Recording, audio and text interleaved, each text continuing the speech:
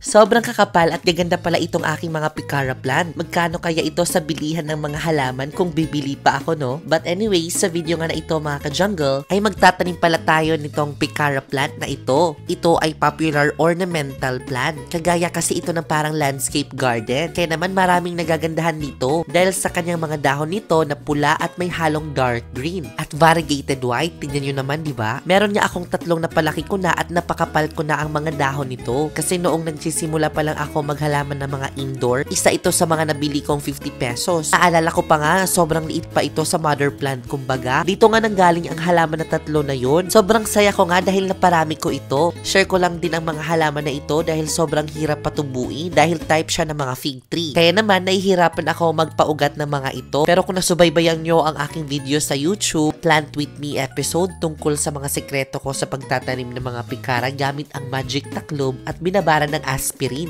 Magiging madali ang pagparami ng halaman na ito. Yes po mga ka-jungle, dahil ang ating aspirin is for growing rooting hormone. Alam niyo ba na gustong gusto ito ng mga plantita dyan, lalo na ang mga lola natin. Kasi mas na-attract sila sa mga ganitong kulay na halaman. Bago ko nga naumpisan magtanim, nagukay muna ako dito sa gilid ng tinanim natin na palmera. At naisipan ko na itinanim ito sa gilid ng aking palmera dahil siguro bagay sila dahil nagko-contrast ang mga kulay nila. At alam niyo ba, same sila ng care tips. At regarding sa care tips at sa kanyang mga introductory, ang mga picara plant ay natatagpuan sa mga tropical at subtropical region at karaniwang inaalagaan bilang indoor plant sa mga iba't ibang bahagi ng mundo. Narito ang mga ilang tips para alagaan ang mga picara plant mga ka-jungle. Una, iwasan sobrang pagbasa.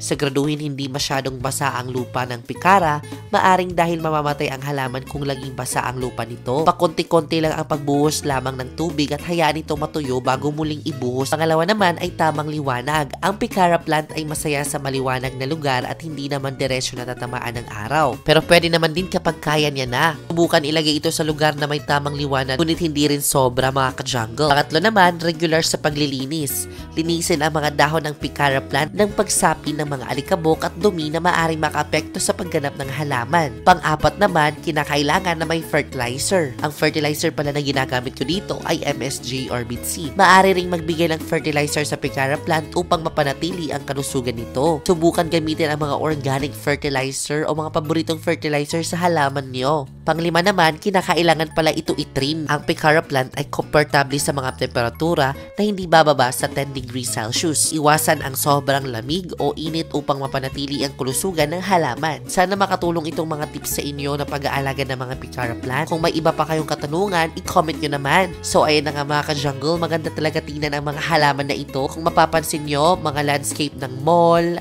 resort, at iba pang mga social na mga establishment, meron ito. At natapos na din tayo magtanim nitong mga pikara na ito.